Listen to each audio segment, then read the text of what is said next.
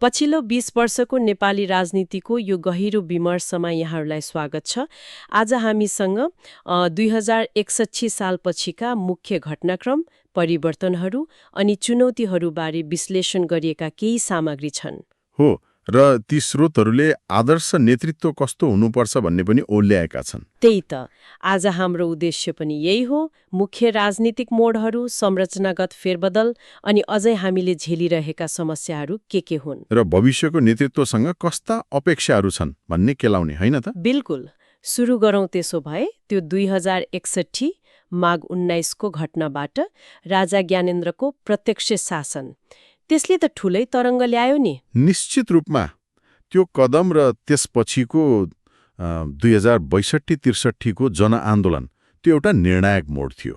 स्रोतहरूले भन्छन् दलहरू र तत्कालीन माओवादी बीच भएको त्यो 12 बुँदे सम्झौता त्यसैले नै राजतन्त्र अन्त्य गर्ने बाटो खोल्यो। र 2065 जेठ 15 मा गणतन्त्र घोषणा भयो। हो, यो केवल सत्ता परिवर्तन मात्र थिएन, मतलब पुरै शासन प्रणालीमै रूपान्तरणको सुरुवात थियो। गणतन्त्र आयो, त्यसपछि अर्को ठूलो फड्को देखिन्छ 2072 असोज 3 मा जारी भएको नयाँ संविधान। हो, त्यो संविधान निकै महत्त्वपूर्ण। स्रोतहरूले यसलाई निकै जोड दिएका छन्, खास गरी त्यो सङ्घीय संरचनाको कुरामा।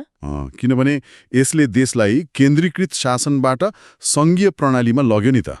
स्थानीय, प्रदेश र सङ्घीय तह, होइन? हो, अनि 2074 मा जब तीनै तहको चुनाव भयो, त्यसपछि यो संरचनाले कानुनी रूप मात्र लिएन, व्यावहारिक अभ्यास पनि सुरु भयो। एउटा नयाँ अध्याय नै सुरु भयो भन्नुपर्छ। तर यति ठूलो परिवर्तनपछि पनि खै स्रोतहरूले त समस्या सकिएन भन्छन् नि।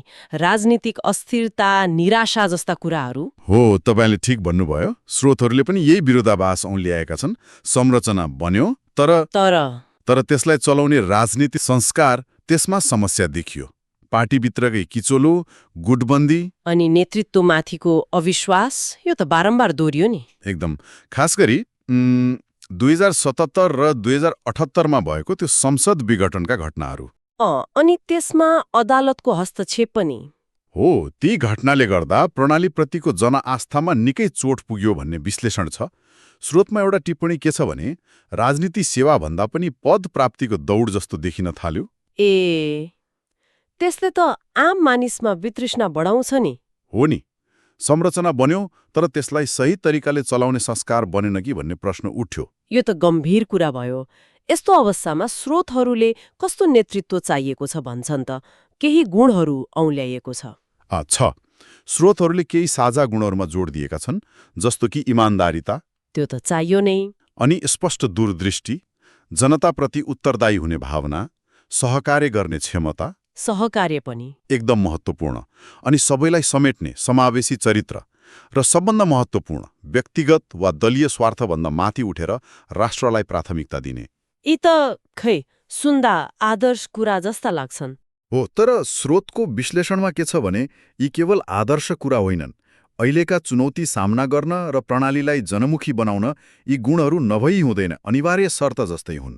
मतलब अबको नेतृत्वले भाषण मात्र होइन, स्पष्ट दृष्टिकोण र कार्ययोजना दिन सक्नु पर्यो, र त्यो कार्यान्वयन गर्ने इच्छा शक्ति पनि देखाउनु पर्यो, होइन? बिल्कुल। र सँगसँगै त्यो सहकार्यको संस्कृति। अहिलेका जटिल समस्याहरू कुनै एउटा व्यक्ति वा दलले मात्र समाधान गर्न सक्दैनन्। फरक मतलाई पनि समेटेर साझा बाटो खोज्नु पर्यो। हो, त्यही क्षमता नेतृत्वमा हुनुपर्छ भन्ने स्रोतको सङ्केत छ।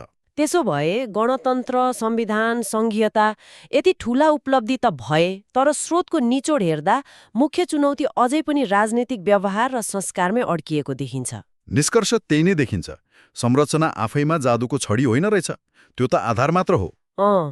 अब राजनीतिक दलहरूले, नेतृत्वले आफ्नो कार्यशैली, व्यवहार, संस्कार बदल्नै पर्यो। पद र शक्तिको लागि हुने त्यो अस्वस्थ प्रतिस्पर्धा छाडेर नीति र विचारको बहस हुनु पर्यो। हो, त्यसलाई केन्द्रमा राख्नुपर्ने आवश्यकता स्रोतले देखाएको छ। यसमा आम नागरिकको भूमिका नि? स्रोतले यसबारे के भन्छ कि? एकदमै महत्त्वपूर्ण भूमिका देखेको छ। नागरिकको भूमिका बिना त के हुँदैन। कसरी? स्रोतले के भन्छ भने नागरिकले प्रयोग गर्ने विवेकपूर्ण मत, निरन्तरको खबरदारी अनि सचेत सहभागिता हो, यिनै हुन् दल र नेतृत्वलाई सही बाटोमा हिँडाउन सक्ने सबैभन्दा शक्तिशाली औजार। लोकतन्त्रलाई जीवन्त राख्न नागरिक सक्रियता अनिवार्य छ। आजको यो विमर्शले पछिल्ला 20 वर्षको राजनीतिको एउटा चित्र त देखायो। हो, उतार चढाउपूर्ण यात्रा। ठूला संरचनागत परिवर्तन भए तर राजनीतिक संस्कार र व्यवहारमा सोचे जस्तो सुधार नआउँदा जनतामा कता कता निराशा देखियो। त्यो निराशा यथार्थ हो। अब सोच्नुपर्ने कुरा के छ भने हामी यति दुःखले बनाएका यी संरचनाहरूलाई सही दिशामा अघि बढाउन चाहिने त्यो सोच, त्यो संस्कार, त्यो कसरी विकास गर्ने होला?